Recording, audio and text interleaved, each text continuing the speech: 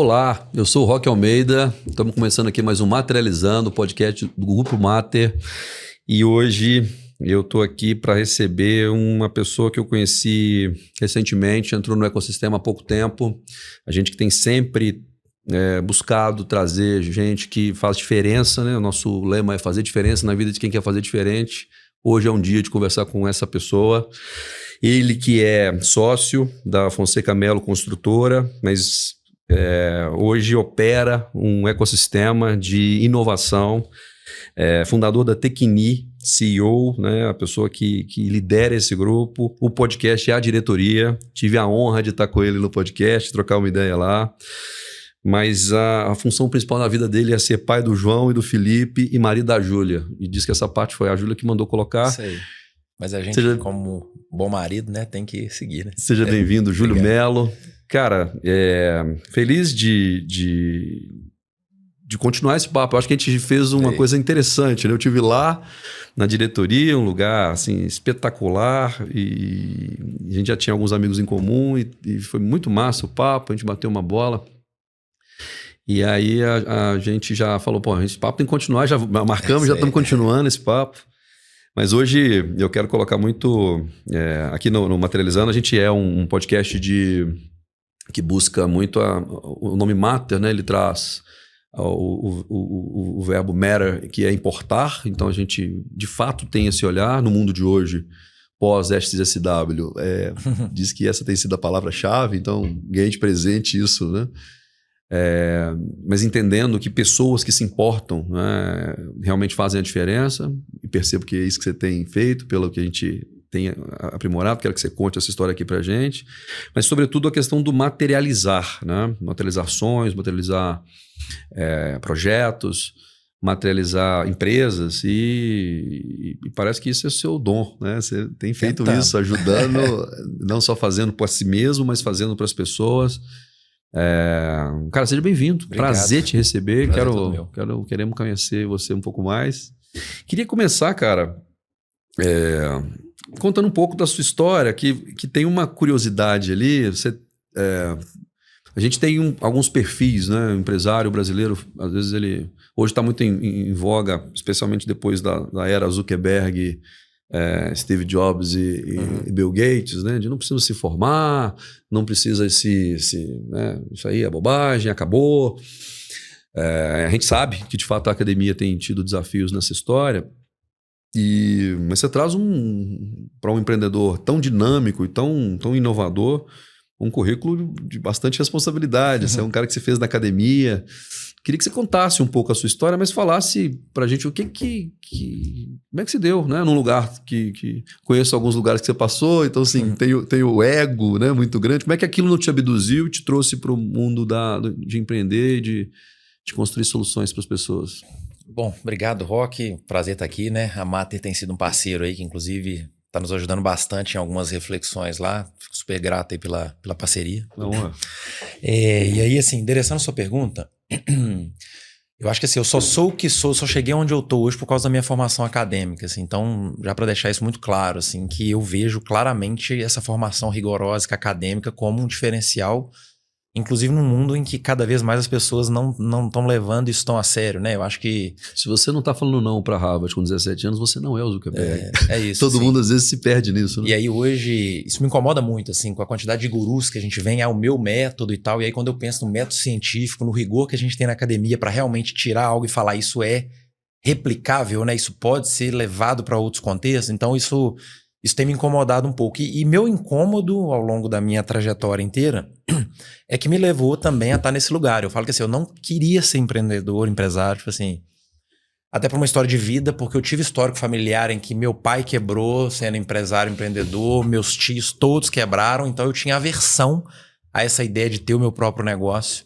Tanto é que quando eu busquei academia por isso, porque eu queria, quer dizer, quando eu busquei fazer uma trilha de formação e fazer faculdade, que era o primeiro passo, era porque eu queria fazer uma boa faculdade, ter um bom emprego, quase que aquele conceito lá de trabalhar a vida inteira no mesmo lugar. Sim, e porque aí eu sabia quanto que eu ia ganhar, reservava um pouco, economizava para aposentadoria, esse era o meu plano de vida. Só que ao longo do tempo, minha visão foi mudando. Por que foi mudando? porque eu tinha, e aí é muito meu, assim, de valores, princípios que eu tinha e que eu não encontrei no mercado. Então, assim, eu sempre...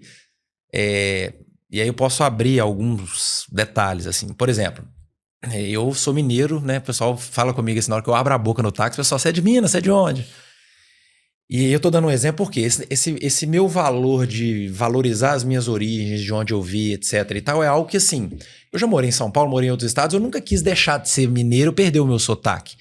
Então, assim, isso me incomodava muito no corporativo, por exemplo, quando ou quando exigem que você se ajuste para se encaixar num ambiente, entendeu? É algo que eu sempre questionei, assim. Eu queria poder trabalhar de onde eu quisesse, eu podia querer falar do meu jeito. Até questão de vestir mesmo, eu sempre fui incomodado com roupa social. Hoje até que eu tô usando aqui, porque hoje eu quis vestir uma blusa social, assim, mas eu queria, por exemplo, estar num ambiente corporativo que eu vestisse a roupa que eu quisesse. Então isso foi me incomodando muito ao longo do tempo, essas posturas que a gente vê no mundo corporativo, sabe? Eu lembro até hoje, o pessoal, sabe, você tem que fazer a barba, né? Você tinha muito disso. Então eu sempre... Por questões minhas, eu sempre questionei isso. E como eu não encontrei, aí foi chegando, né, até o ápice da minha carreira corporativa, onde eu falei, não topo mais. Pô, mas se eu não topo, não encontrei lá, então agora eu tenho que tentar fazer do meu jeito. Só que aí você toma uma decisão de empreender também que não é fácil, né? Assim, a gente com 3 anos de Tecnia, eu digo que a gente atravessou o Vale da Morte agora. Assim, eu acho que morrer a gente não morre mais não. Mas daqui pra frente ainda tem uma jornada longa, sabe? E para mim é isso, assim, tudo que eu tenho hoje e que eu entrego veio da academia. Então, tudo que eu recebi, por isso que eu tenho um propósito muito forte ligado à educação, porque eu fui educado na academia e como eu ganhei e eu só estudei em Universidade Federal, eu tenho que devolver de graça para a sociedade. Então, o meu propósito com servir pela educação vem muito disso, porque tudo que eu sei fazer hoje, eu aprendi lá, de graça. Então eu preciso devolver de alguma forma e a Tecnia existe para isso. Legal demais, cara. Assim, tem uma coisa aí que você falou que é importante destacar, que é incomum, né? Que é a questão do... Você falou de Universidade Federal e tal. Eu tive lá na origem também dos tempos, né? Minha graduação foi na Universidade Federal e tal. E eu sempre fui muito provocador, assim. Sempre pensei que... Poxa, especialmente nas sociais aplicadas, eu vim de uma ciência social aplicada, eu falei, poxa, ela precisa ser aplicada, eu preciso ter uma interlocução, uma abertura. E às vezes, muitas das vezes, isso é fechado, ali, o ego, né, no ambiente acadêmico é muito grande. Então, essa jornada, o que eu acho muito legal do que você está fazendo, e da Tecnia especialmente, que também tem a honra de ter, né, essa aliança estratégica no Grupo Mater, que tem ensinado muito para a gente, tanto do ponto de vista educacional como do ponto de vista, né, do acesso aos recursos, das captações. Você vai falar um pouquinho para a gente o que é a Tecnia, mas assim, uma humildade, né, ligada a essa questão do não se perder em si mesmo, e sim de propagar a construção das soluções para os demais. Então, quando eu faço a provocação de que, poxa, então, a gente tem que... quando eu provoco dizendo que você traz um elemento muito consistente, né, em empreendedor, nada tem a ver com o elitismo da construção da sua solução. Pelo contrário, você conseguiu fazer uma coisa rara, que é pegar a consistência intelectual, transformar em soluções práticas que cabem a qualquer empresa. Então, assim, uma admiração profunda nesse lugar. Obrigado. Mas é muito difícil, né? Você tem sócio, gente que te ajudou a contribuir para que você fizesse essa transição do acadêmico para o... Na verdade, eu nunca fiz uma transição do acadêmico profissional. Para mim, as duas coisas nunca andaram separadas, entendeu? Legal. Por quê? Porque tudo que eu fiz na academia, e eu acho que essa que é talvez sejam os vieses que as pessoas carregam hoje, né? Parece que a academia está distante do mercado. E muitas vezes está mesmo, e a gente já tem visto muita iniciativa para essa barreira diminuir. Mas eu nunca enxerguei como coisas separadas. Tanto é que o meu processo acadêmico sempre foi orientado à prática. Então eu ia para a academia, mas com uma cabeça nas empresas, né? Eu sou engenheiro de produção, de formação, então eu sempre tive a organização, as empresas como meu laboratório. Então tudo que eu fazia tinha que ser orientado para mudar uma realidade das empresas. E eu acho que a provocação para quem está na academia, depois eu posso falar de quem está no mercado, mas é realmente que a gente olhe para a academia como um lugar que a gente está buscando soluções que vão gerar impacto na vida das pessoas de alguma forma, né? Eu acho que esse é o ponto. Por mais que você esteja lá numa pesquisa básica, mas em algum momento, se você pega o ciclo ali, a cadeia da pesquisa, isso tem que gerar valor para alguém lá no final do dia. E a academia está mudando nesse sentido, assim. E eu sempre tive essa visão. Então, para mim, nunca foi separado. Eu sempre trabalhei e fiz a minha formação, só que se você pega tudo que eu escrevi na minha vida acadêmica, é sobre as empresas que eu trabalhei, que eu tive contato. E aí, para mim, é isso, assim, só fazia sentido se uma coisa tivesse a outra. Então, tudo que eu faço na academia tem que servir à minha prática. E tudo que eu faço na minha prática, eu vou para a academia como forma de buscar reflexões se eu estou usando as melhores práticas. Então, quando eu falo... Você não se perdeu nessas amarras intelectuais. Não. Você já pensava assim e se colocou dessa forma pro mundo. Pelo contrário, eu olhava lá para um desafio que eu tinha na empresa e falava assim, cara, será que alguém lá na academia já estudou isso? Será que eu preciso partir do zero? Porque provavelmente, assim, e a gente começa a entender isso na academia, que tem muito conhecimento que está disponível, tem muitos modelos da década de 90 que são tão válidos quanto hoje. Gente que já fez o que você está pensando e não funcionou. É isso, então é um lugar para você fazer uma consulta legítima antes de dar um primeiro passo, antes de dar um primeiro passo no escuro. Então por isso que eu gosto muito da lógica do modelo, do framework. Por quê? Porque aquilo foi construído de forma rigorosa. Então, tipo assim, um modelo que é teórico, ele não é teórico. Ele é teórico para a academia, mas ele foi construído à luz, por exemplo, uma metodologia que eu gosto muito, estudos de caso.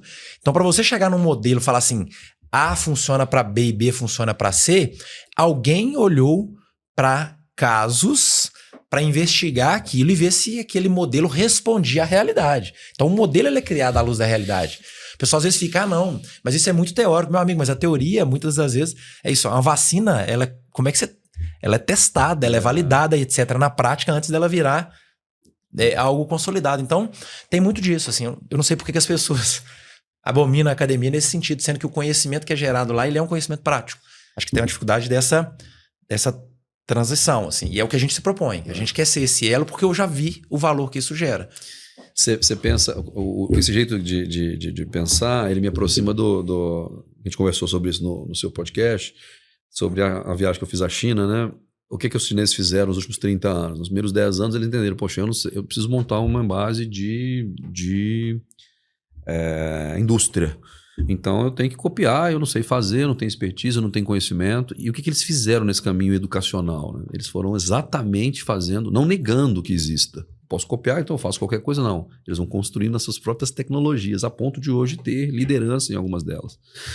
Não tem caminho sem teoria, né, irmão? Assim, isso é legal da sua reflexão. Eu queria pedir para você explicar, então, para a gente, a partir desse gancho, o que é a Tecni? O que ela é nesses 3 anos e o que ela já mudou também, assim, né? A gente foi refletindo ao longo do processo. Porque quando a gente criou a Tecni Methods, era muito nessa ideia. Cara, a gente precisa trazer metodologia, precisa trazer o rigor acadêmico científico, precisa ensinar metodologia para as pessoas. Ou seja, a gente realmente acredita que metodologia ajuda pessoas a tomarem decisão com mais confiança. Ou seja, metodologia é um guia. Mas é isso. E metodologia às vezes é um processo, é um desenho, é realmente um guia para ajudar as pessoas a decidirem tomar decisão melhor. Só que vai passando o tempo, assim, e aí a gente vai tentando encontrar, e aí foi uma reflexão que a gente fez, assim, quando a gente vai fazer essa reflexão do que a gente tem de competência e o que o mercado deseja, assim, o que eu sou bom, entre aspas, e que eu ajudo de fato o mercado. Então, eu vou fazer até uma analogia com o podcast. Lá atrás, quando a gente começou a diretoria, primeiro assim, a gente não começou sem saber para onde ia. Depois, fazendo, a gente falou assim, cara, acho que a gente pode, parece que através da diretoria, que eu tenho um propósito claro da Tecni, né, que é o braço de educação gratuito. Vamos falar então o que é isso? Assim, a gente ensina gestão e inspira gestores. Parece que é algo que esse lugar a gente achou. Hoje, por exemplo, numa reflexão estratégica, a gente está assim, cara, mas a gente não ensina gestão assim, abrangente, etc. A gente é bom em gestão para inovação. Que é algo que você pega assim, tá no meu DNA, tá no DNA dos meus sócios. Então, a gente até mudou esse posicionamento. Então, o que é a Tecni hoje? A Tecni hoje é um ecossistema de educação para inovação corporativa. É o que a gente sabe fazer. Como é que a gente ajuda as empresas a serem mais inovadoras? Ponto. Com metodologia, com processo, indicador, governança, etc e tal. Mas é diferente, aí sendo um pouco técnico aqui, que é isso. Quando a gente olha, por exemplo, a gente teve essa conversa quando a gente foi avaliar a parceria com a Mater. Cara, se algum cliente hoje me pede para fazer um planejamento estratégico do negócio dele, do business as usual, eu falo, cara, vai lá na Mater, não precisa fazer isso não. Tanto é que é isso. A Mater hoje, cara, eu tô sofrendo para estruturar um braço de vendas dentro da empresa. Cara, não sei fazer isso. Reconheço, não sei fazer. Busco alguém que sabe fazer para me apoiar. Agora, começamos um projeto ontem que era uma empresa que fala assim, para uma construtora grande, para minha área de engenharia, eu quero entender qual que é o roadmap de inovações para os próximos anos. Ou seja, o que nós vamos fazer de inovação na engenharia nos próximos anos. Aí é algo que a gente se sente confortável para fazer. Então é muito disso. Assim, eu não consigo ajudar a empresa nessa pauta do presente. O que a gente consegue, o que a gente se propõe? Ajudar as empresas a pensar de uma forma estruturada o futuro para tentar, de certa forma, humildemente, antecipar tendências, escolher o que faz sentido, decisão de priorização das decisões mais importantes na gestão, né? Até faço uma analogia lá com o meu sócio, por exemplo. Hoje tem uma IA surgindo a cada minuto. Sim. A grande dificuldade que você tem hoje é escolher o quê, para quê, porque uma melhora uma coisa ou outra. Sim. E aí nas devidas proporções, porque inovação não é só IA e não é só tecnológico, mas o que a gente tenta ajudar as empresas é nisso. Assim, o que faz sentido de inovações para resolver os problemas do seu negócio, que são específicos do seu negócio. Então, assim, eu não quero falar que você tem que ter todas as IAs do mundo. E às vezes você nem precisa de IA no momento que você está vivendo agora. Não. Às vezes você tem um primeiro passo que você tem que dar antes. Então, como é que eu monto essa jornada com a empresa? E normalmente a gente gosta de ficar com as empresas muito tempo para realmente participar de uma transformação, sabe? Eu falo que é isso, é pegar empresas. E hoje a gente trabalha muito com empresas maduras. Mas sabe aquelas empresas que chegaram até aqui em modelos mais tradicionais, mais analógicos, e agora olham para o futuro e falam assim, cara, tô apavorado. Como é que eu me posiciono aqui?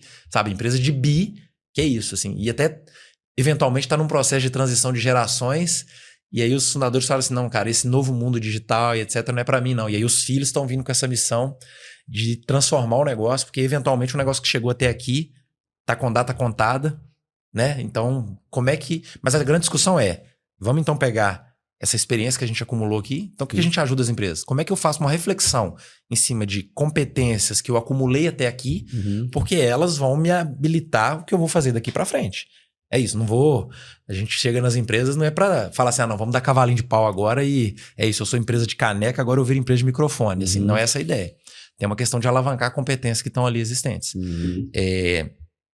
E aí hoje é isso, a gente é um ecossistema de educação. Então a gente fala assim, cara, você é tradicional, é isso, eu tenho produtos tradicionais de educação, sou uma escola, nós temos escola, então nós temos um MBA em inovação e transformação digital. Ah, é para quem trabalha com inovação? Não, a gente tá falando isso, por quê? Porque qualquer pessoa vai ter que saber jogar esse jogo daqui para frente. Então qualquer gestor, é isso, é você que tá lá no financeiro, que meu irmão, se você não conseguir lidar com essa incerteza e com a mudança com que as coisas estão acontecendo e entender o que faz sentido para a sua prática, no seu departamento financeiro, como é que isso muda as suas rotinas, a sua forma de trabalhar, o valor que você gera para a empresa, você está fora do mercado. Então é isso, assim, é uma pauta nichada, mas é para qualquer gestor do negócio. Qualquer pessoa do negócio deveria ter essa capacidade de pensamento na nossa cabeça, né?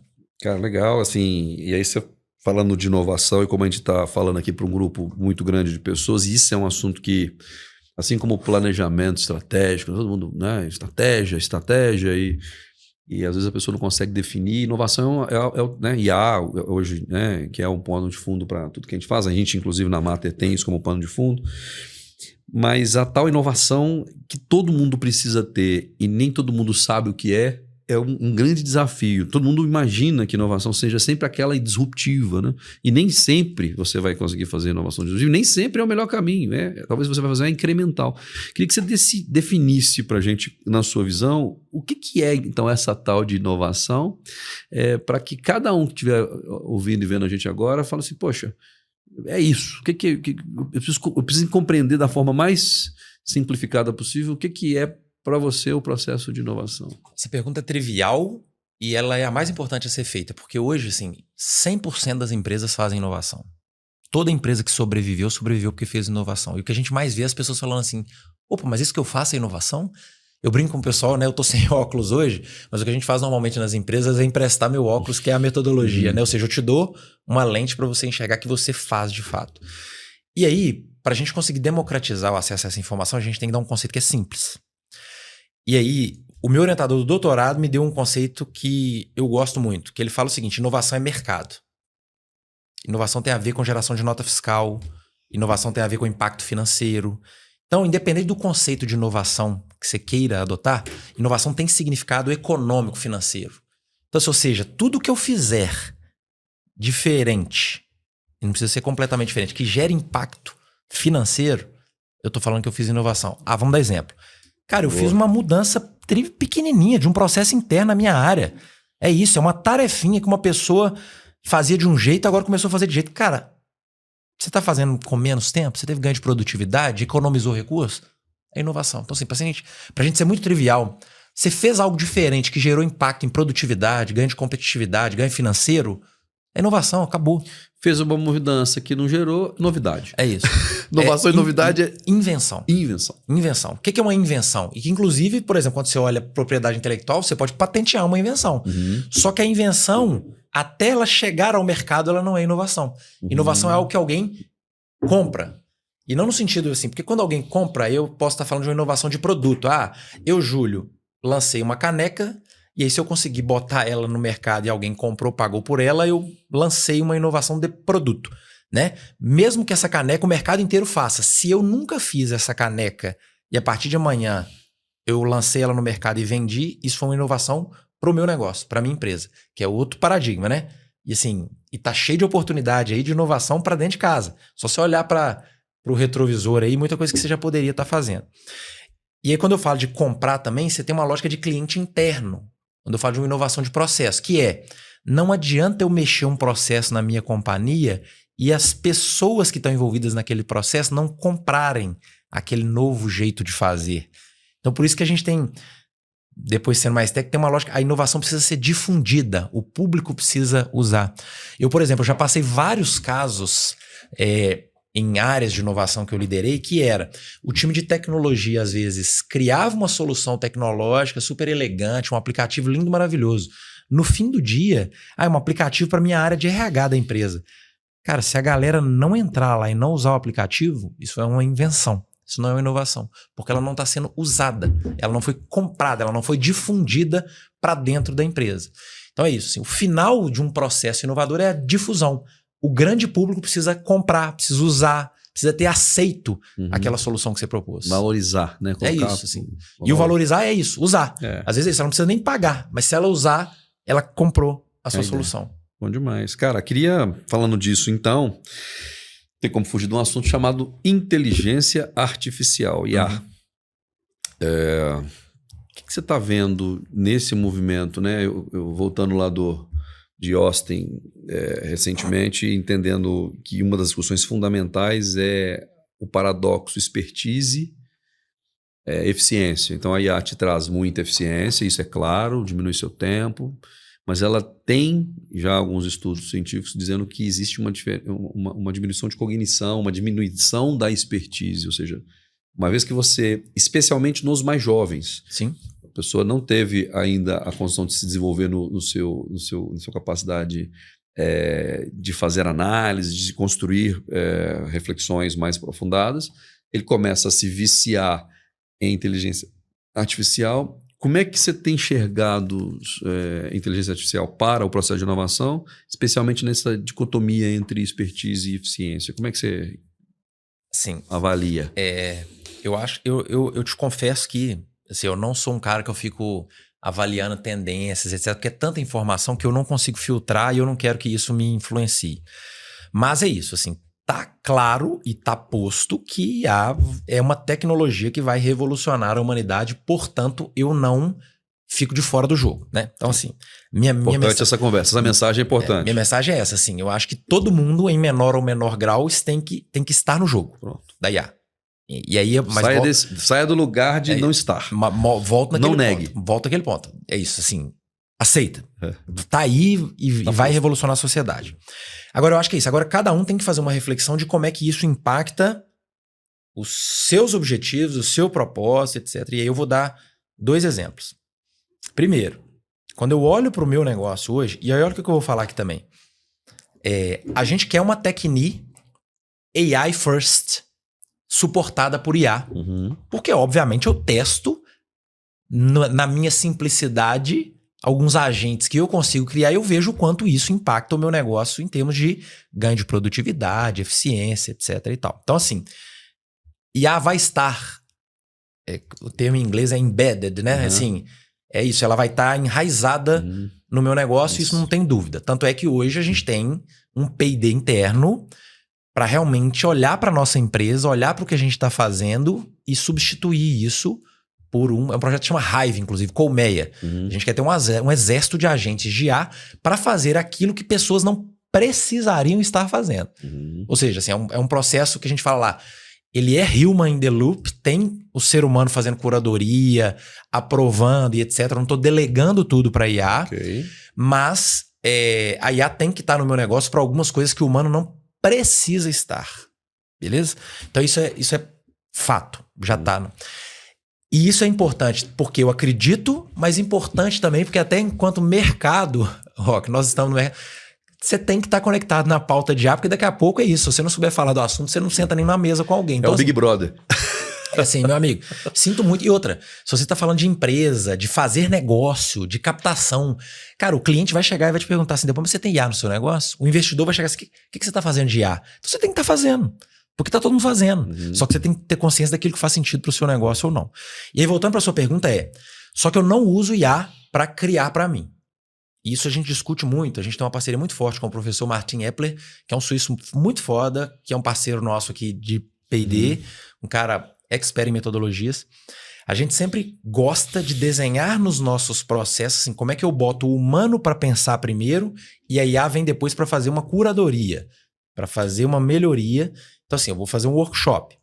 Hoje é isso. Eu vou fazer um workshop com uma empresa hoje para um processo de ideação, para um processo criativo. Eu levo ferramentas para as pessoas pensarem primeiro. E eu proíbo de usar computador, celular e tal nessa primeira etapa do workshop. Mas, obviamente, o IA está no mundo delas. E aí depois eu trago no resto da dinâmica, não, agora como é que nós vamos usar a IA para melhorar aquilo que vocês já fizeram. Então a IA ela vem na sequência. E aí essa reflexão é importante porque, por exemplo, eu fiz mestrado, doutorado, pós-doutorado numa era que não existia IA. E eu tinha muita dificuldade, por exemplo, cara, para ler um tanto de artigo e fazer o tal do framework teórico. Construir, que é basicamente as amarrações, assim, é amarrar N visões distintas. Onde tem as incoerências, onde tem... Onde que estão as conexões de pensamentos de pessoas distintas. Bicho, eu tinha uma dificuldade para fazer isso. De todo mundo, né? Não, mas assim... Mas ao tentar fazer isso, eu me via lendo o artigo e eu falava assim, não, o que fulano falou que tá diferente do Beltrano, etc. Mas eu sofri tanto para construir essa capacidade de olhar pontos de vista diferentes e conseguir organizar isso de uma forma estruturada, que eu acho que isso desenvolveu em mim habilidades e tal, que se eu tivesse uma IA para jogar lá, por exemplo, 20 artigos e falar assim, fala para mim quem conversa com quem, em que ponto, aonde que eles divergem, aonde que eles discordam, eu não teria feito tanto exercício de reflexão e de autoconhecimento. Assim. Então, para mim foi super importante e, cara, eu acho que é isso. Assim, eu fiz um doutorado, por exemplo, mais hard do que eu acho que as pessoas vão fazer hoje. Eu acho que vai ser mais fácil, só que eu acho que a pessoa, de fato, eu acredito que as pessoas vão desenvolver menos competência. Existe algumas pesquisas mostrando que vai ser a primeira vez na história da humanidade que a próxima geração é menos inteligente que a anterior. Não tem dúvida. E isso coloca a gente numa questão, num cheque. Ou seja, isso passa a ser perigoso. Aí tem todas as questões apocalípticas. Mas eu queria... tem uma coisa que você falou aí que eu acho que é muito importante refletir, que já é em si mesmo uma resposta, assim. Quando você falou que você fez um estudo do que o ser humano não precisa fazer, naturalmente você também fez do que o ser humano precisa fazer. Então, sim, esta decisão humana, não por inteligência artificial, que coube uma reflexão importante sobre o que o seu negócio é, para onde ele impacta, o que você quer dele, é onde algumas das pessoas estão perdendo o juízo, né? E a gente tem feito muito esse exercício, você sabe disso. Existe todo o trabalho ferramental, né? E aí a pode te ajudar muito nessa história, agentes, robôs integrados, isso é muito legal. Tem um trabalho intelectual da IA que é trazer o ser humano aprimorado, ou seja, você se aprimorar lá e ser uma fusão, né? Como se você fosse um Android, ou seja, você de fato melhorado em função do que aquele agente ou aquela inteligência artificial melhora na interlocução contigo. E tem o aspecto que está fora dessa discussão, que é, poxa, Da onde eu vou tirar essa ideia? Da onde isso... Se eu buscar um restaurante para jantar com a minha esposa, e é ele que me dissesse, eu pensar qual é o momento do casamento, o que eu preciso promover nesse... Isso é humano. E um ser humano ainda é aquele que julga se aquilo é bom ou não. Concordo então contigo. eu acho que você lá na Tecni e essa reflexão já traz isso, ou seja, você já resolveu essa parte. Ou seja, uma vez que você já faz a reflexão do que você acha que tem que ter e acha que não tem que ter, você foge do que a gente está chamando de Phantom AI, que é, você não proíbe o uso, portanto todo mundo usa do seu jeito. Aí é perigoso, porque aí você começa a criar fantasmas mesmo na empresa, jogando sua informação para fora, aí toda a governança, toda a história. Mas legal essa sua visão, porque no final você já definiu o que você quer que esteja por lá, né? E o que você não quer. Ou o contrário, né? O que você não quer, e aí, por consequência, o que você quer usar e o que você quer aprimorar. Mas o que eu vejo, assim, em épocas de IA, é que cada vez mais eu tô tentando fazer um exercício do passado, porque eu acho que coisas do passado vão ter cada vez mais significado nesse novo mundo, nessas novas relações. Dá um exemplo simples. A gente está discutindo, por exemplo, em processo comercial, relacionamento, né? Nossos negócios são muito no B2B. Então são os negócios relacionais. Cara, eu não vou terceirizar para uma IA a mensagem que eu mando para o CEO de uma empresa que é meu parceiro, que está comigo, etc e tal, e mandar essa IA fazer o relacionamento ou a comunicação com essa pessoa que é super importante para mim. É um relacionamento, sabe? É uma pessoa que eu quero. Aí eu falei, por isso que eu tô falando assim, é uma pessoa que eu quero mandar cartinha para ela por correio, escrita à mão. E olha, são pequenas diferenças, assim. Eu não quero que seja uma carta que tá toda impressa e que eu só assine. Não, eu quero que seja uma carta que eu escreva. Porque ela vai saber que quem fez isso foi eu. Eu não deleguei isso para um computador, eu não deleguei isso para um IA. Então eu acho que tem algumas boas práticas antigas que meu avô me ensinou que vão ser mais atuais do que nunca, assim. De tempos em tempos é isso. É você passar a mão no telefone e ligar. Hoje ninguém liga para ninguém mais. E aí, se às vezes é ligar, fala assim, cara, eu tô te ligando só porque... lembrei de você aqui agora, entendeu? Sem estar no seu CRM, sem estar programado. Tô te ligando porque eu tenho que te ligar agora por causa disso? Não, é porque eu te liguei agora porque eu vi isso aqui e eu achei que faz sentido com o seu negócio e lembrei de você. Sabe? Então eu acho que tem muita coisa que a gente fazia que muitas pessoas se esqueceram e eu acho que estão precisando voltar nesse novo mundo aí. Lindo isso, cara. A gente começou isso aqui no Esquenta, recebi um telefonema, não tem como não lembrar dele.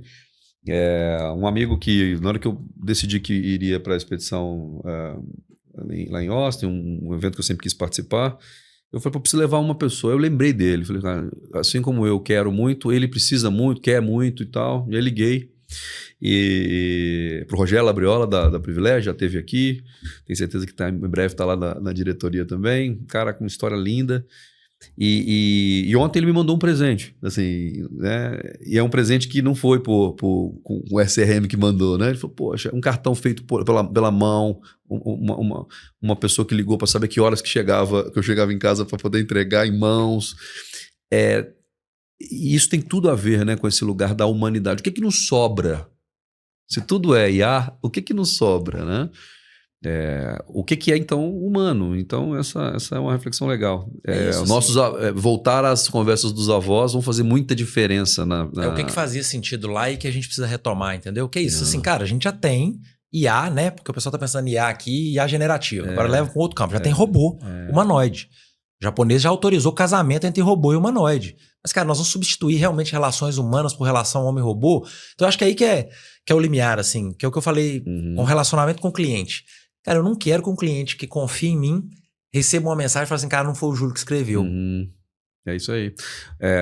Um terço, segundo estudos recentes, dos americanos estão usando o IA como melhor amigo, não como amigo, e sim como melhor amigo, como terapeuta. Um terço é 1 em cada 3, assim.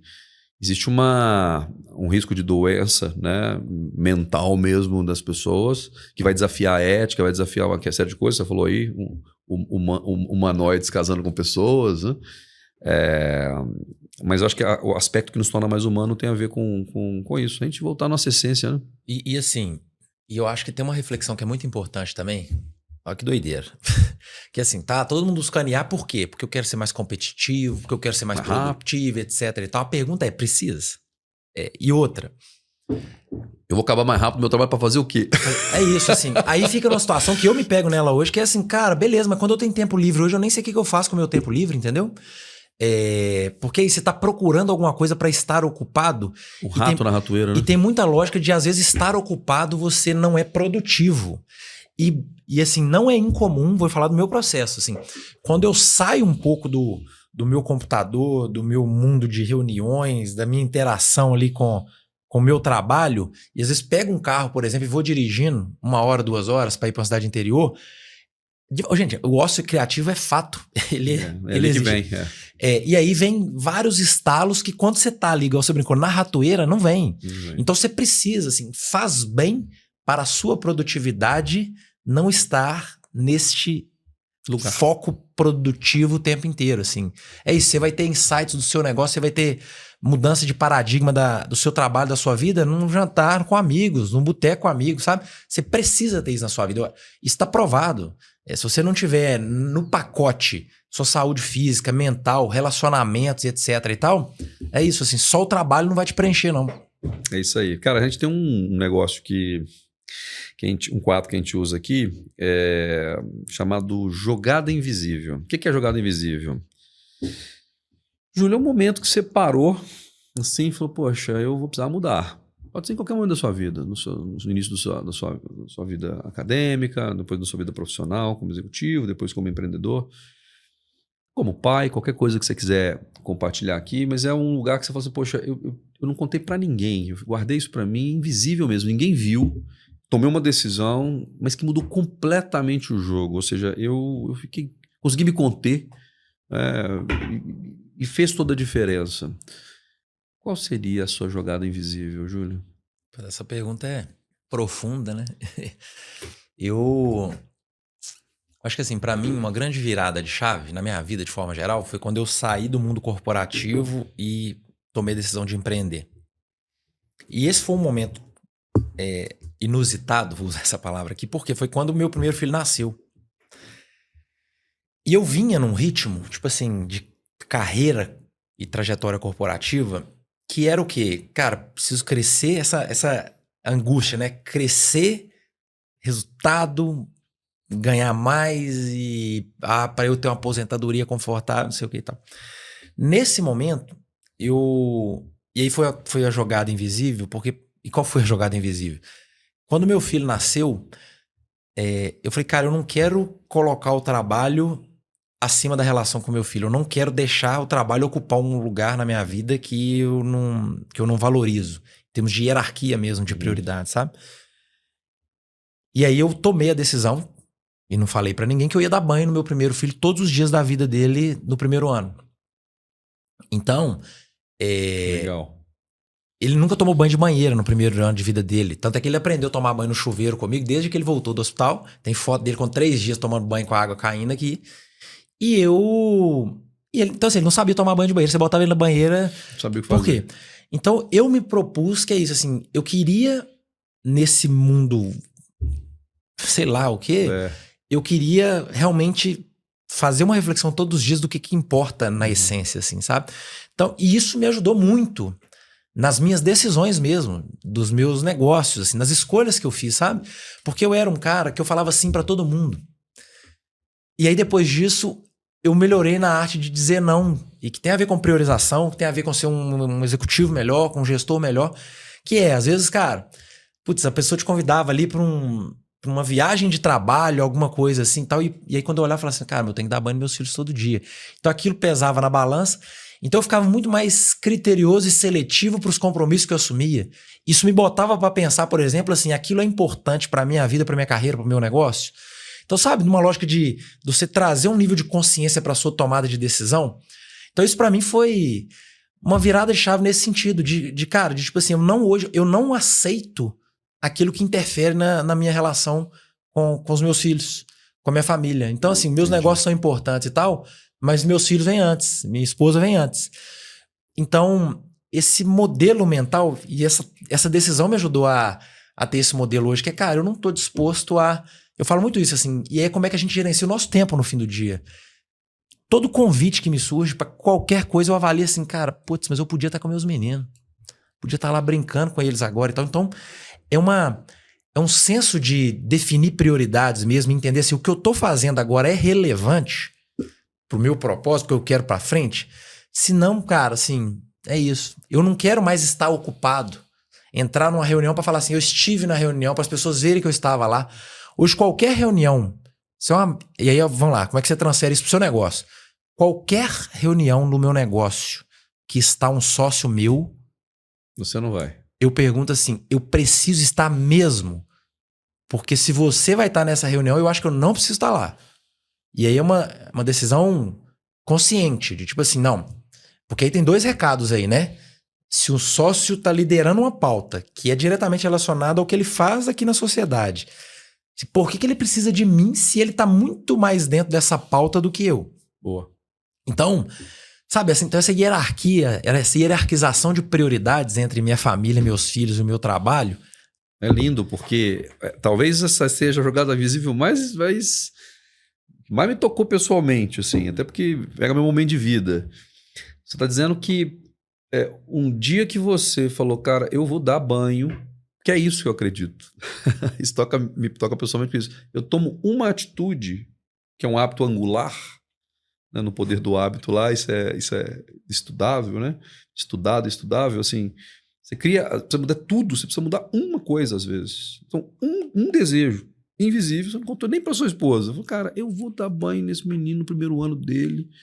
Isso certamente te trouxe proximidade com ela num momento difícil do puerpério. Ele é puxa-saco pra caramba mesmo, a mulher fica doida hoje porque ele ficou puxa-saco. Mas o que é... Mas passando falando de puerpério, né? Ou seja, com certeza te aproximou da sua esposa, com certeza te aproximou muito do seu filho, com certeza isso já deu o seu não automático. É isso, eu dei não automático pra muita coisa. E te ensinou a fazer isso agora de forma estruturada, como você está falando. Lindo, lindo. Esse talvez tenha sido o movimento do quadro. É isso. Que legal, cara. Bacana. E bacana ter sua visão, assim. Pois é, Júlio. E daqui para frente, irmão? E agora, né? E agora, José? Para onde vai você? Para onde vai a Tecni? Conta pra gente. Assim, a única certeza que eu tenho é que a gente vai ajudar a gente demais, assim. O propósito é esse, né?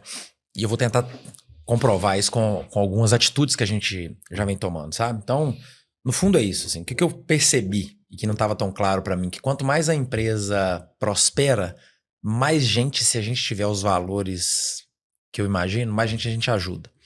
Então, assim, a Tecni, 3 anos para cá, né? Alguns grandes números, assim. A gente consolidou mais de 30 clientes, bons clientes, empresas boas de trabalhar. A gente tem mais de 350 alunos formados. O pessoal aí fala assim, não, mas só 350 alunos, mas hoje o nosso perfil, assim, a maioria dos alunos é um perfil mais de gestor, mais de executivo, então realmente a gente tem um público mais restrito. Índice de satisfação, 94% em tudo que a gente entrega, em média.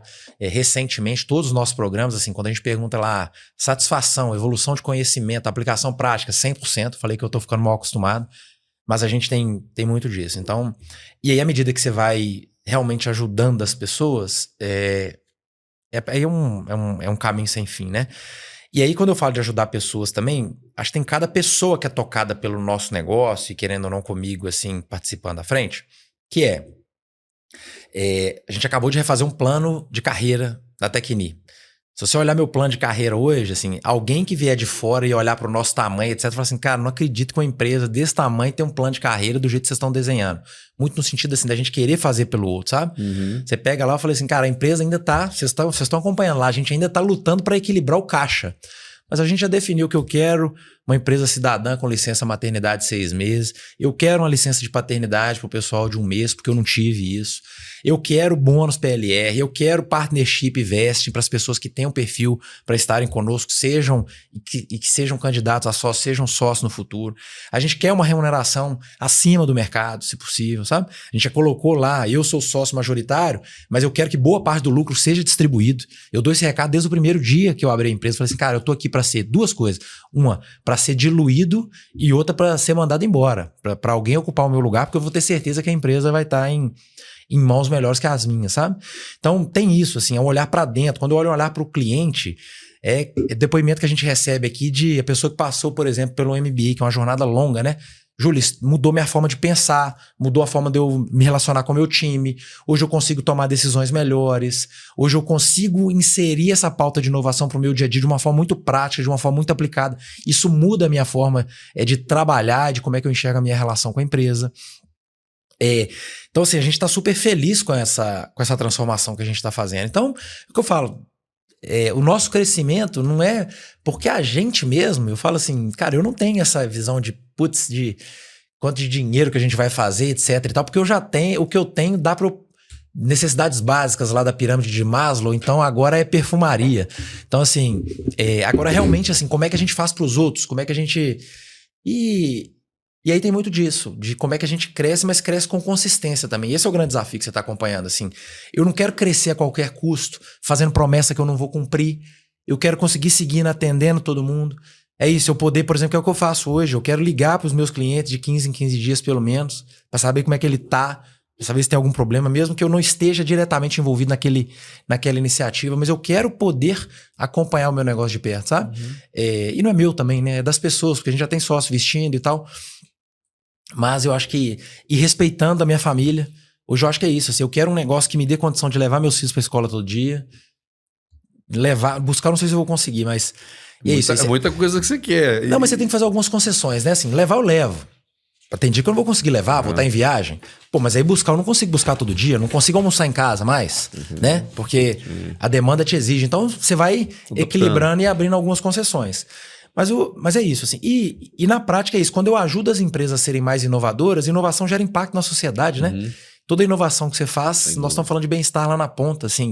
Nós estamos falando de melhoria de qualidade de vida, de acesso às pessoas, de soluções que elas não tinham, que melhoram a vida delas. Então, na prática, na nossa essência, nós estamos ajudando as pessoas. E com a educação, né? Aumentando esse nível de consciência, é o que a gente acredita, assim. A gente quer... E tem muita iniciativa que a gente está fazendo aqui, e eu reforcei essa palavra ontem numa agenda que eu estava com um parceiro nosso. Então, assim, Rock, na essência, o que a gente quer? Eu quero democratizar o acesso à educação de ponta. É isso, em essência. A gente já criou iniciativa, por exemplo, tem projeto nosso que hoje a gente tem solução para fora do Brasil.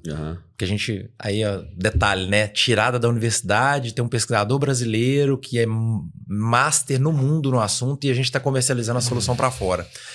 E quando a gente pensa nisso, a gente não cria solução assim, porque eu quero ganhar mercado, etc e tal. O primeiro viés nosso na escolha, assim, é assim, cara, como é que a gente pega o que poucas pessoas têm acesso e que é valioso?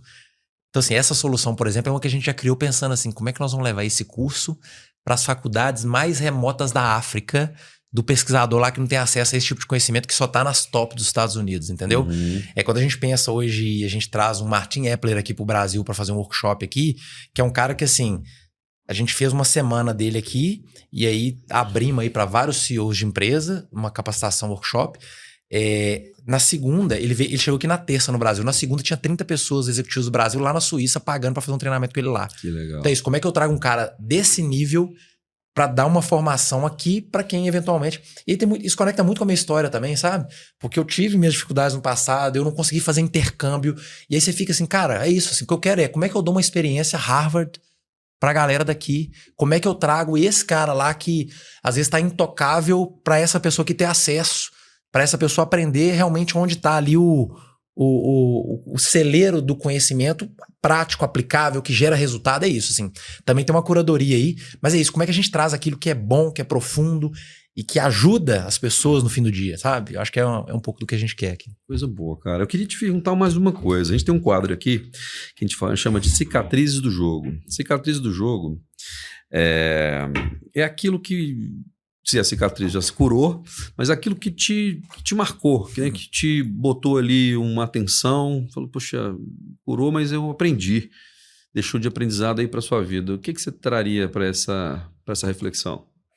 Vou trazer 3 pontos, posso? Opa! Que tiveram influências em momentos diferentes da minha vida, assim. O primeiro deles foi quando eu perdi meus pais. 16 anos eu perdi meus pais num acidente de carro.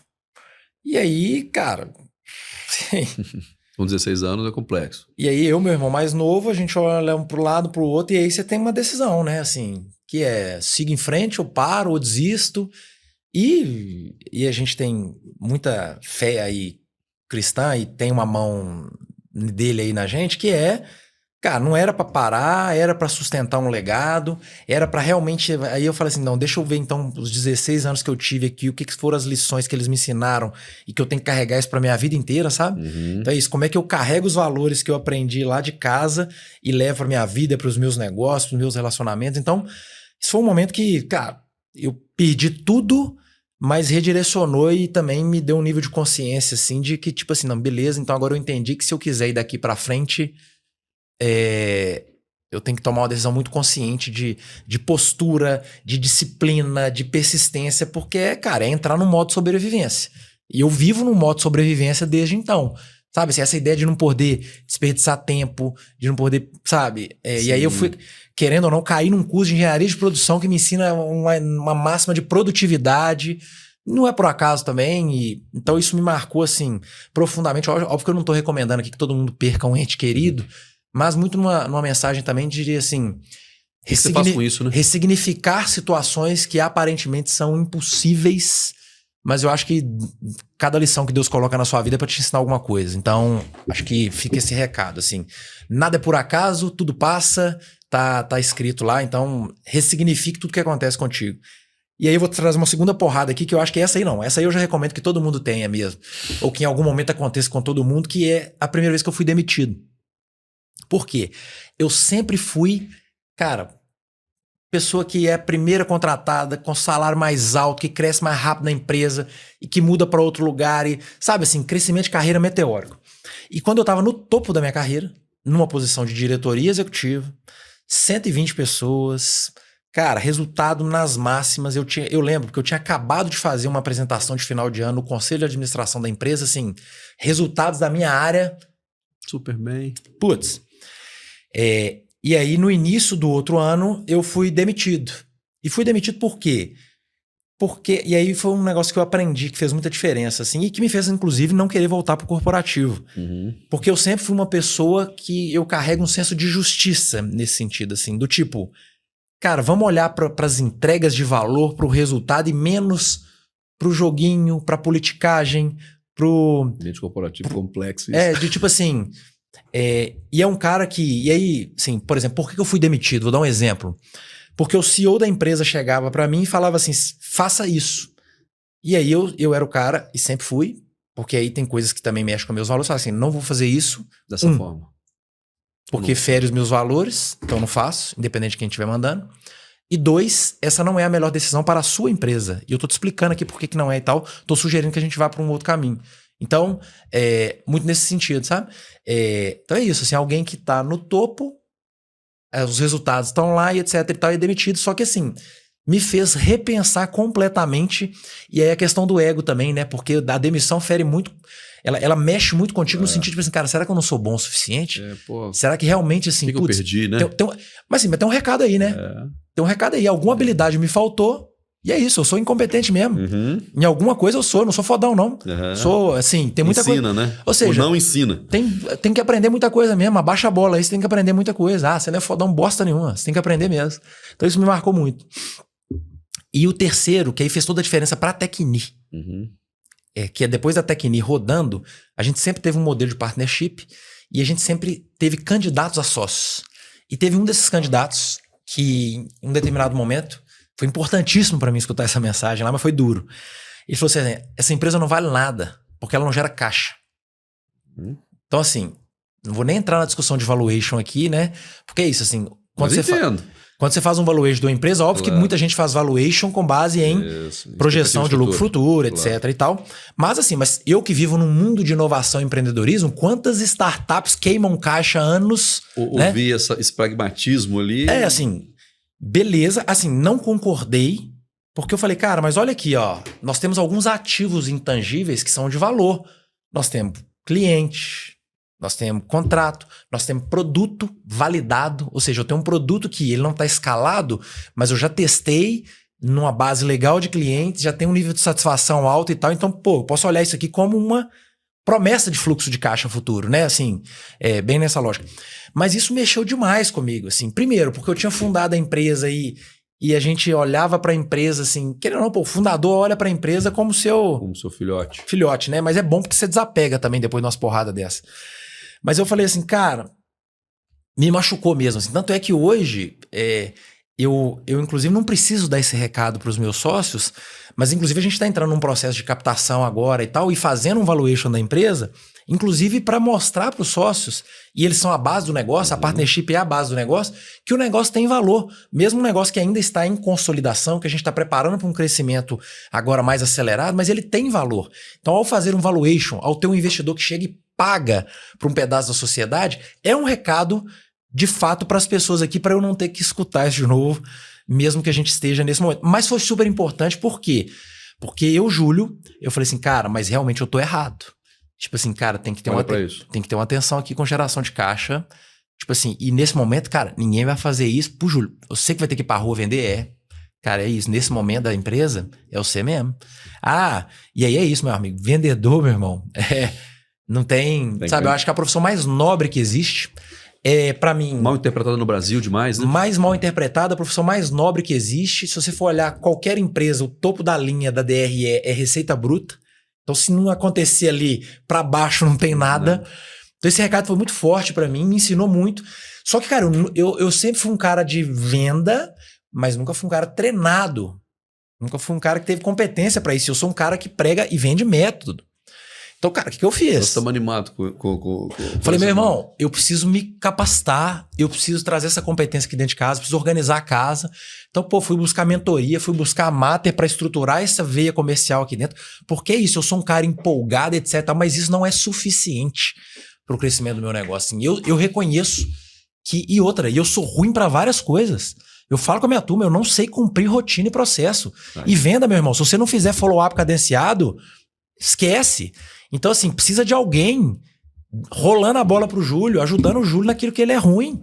Porque ele é ruim pra caramba numa porrada de coisa. Eu sou um cara empolgado, eu falo com o coração do meu negócio. Isso às vezes vende pra um ou outro. Pra todo mundo, não. Venda é processo, é método e tal. Então, nós estamos nessa fase. Daqui pra frente, como é que a gente cresce? Cara, já vendemos, temos cliente e tal.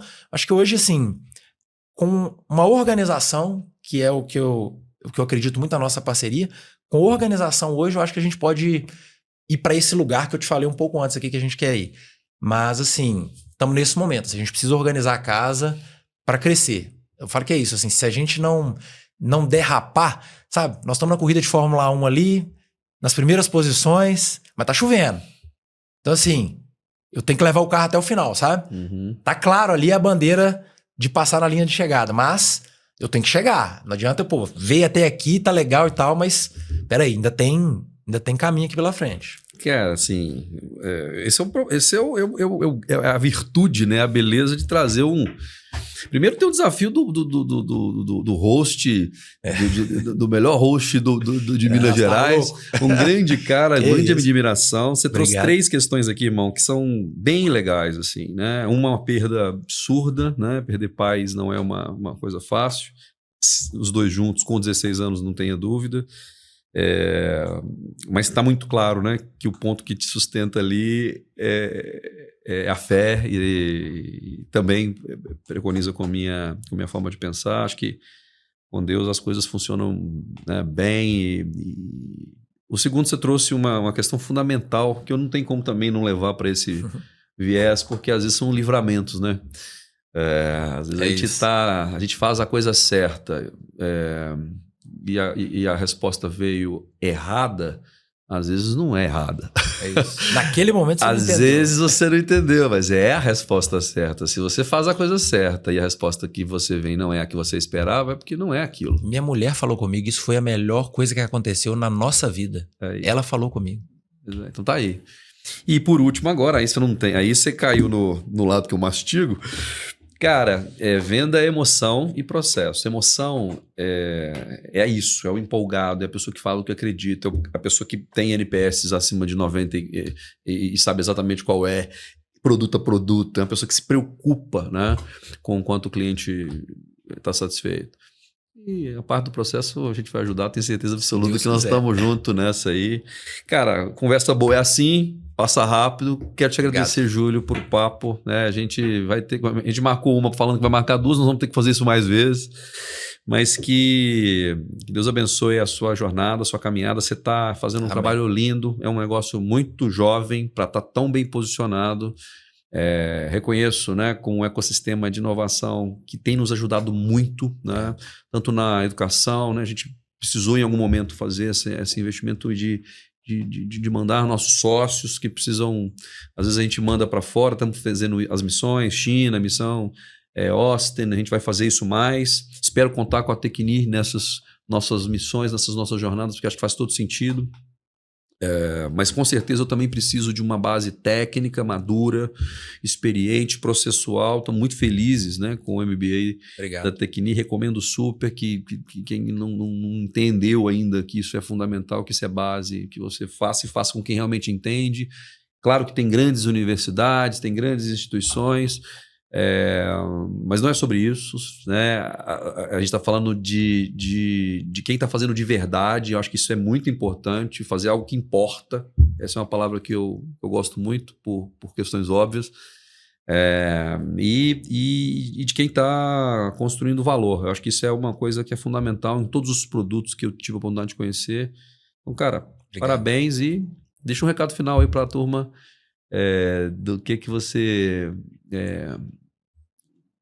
Fica à vontade. Acho que o recado final, assim, pensando um pouquinho na nossa essência, acho que é muito para as pessoas tomarem cuidado, assim, no sentido de educação de verdade. Que aí volta tudo que a gente conversou aqui no nosso episódio, né? Parece que tá ficando fora de moda um curso de longa duração, uma faculdade, um MBA. Tá todo mundo aqui na expectativa de que vai fazer uma imersão, vai fazer um final de semana e tal, e isso vai... Tudo bem, aquilo pode te despertar, etc e tal, mas é isso, assim, a gente tem uma palavra que é chave para nós, que é uma palavra que é transformação. Então, assim, se você quer transformação de verdade leva tempo. Então, eu acho que acho que essa palavra tem que ficar para as pessoas, assim. Quando a gente tá falando de um jogo de inovação, né? As pessoas que estão muito ansiosas com curto prazo, etc e tal, acho que esse recado tem que ficar para o empresário, para o empreendedor, para o gestor. Qualquer transformação leva tempo. Então, assim, tenha paciência com o método certo, com a ferramenta certa, mas é isso, assim, tem que ter um pouco de tempo para as transformações verdadeiras acontecerem. E assim eu termino mais este podcast. Espero que vocês tenham gostado. Nos vemos na próxima. Valeu!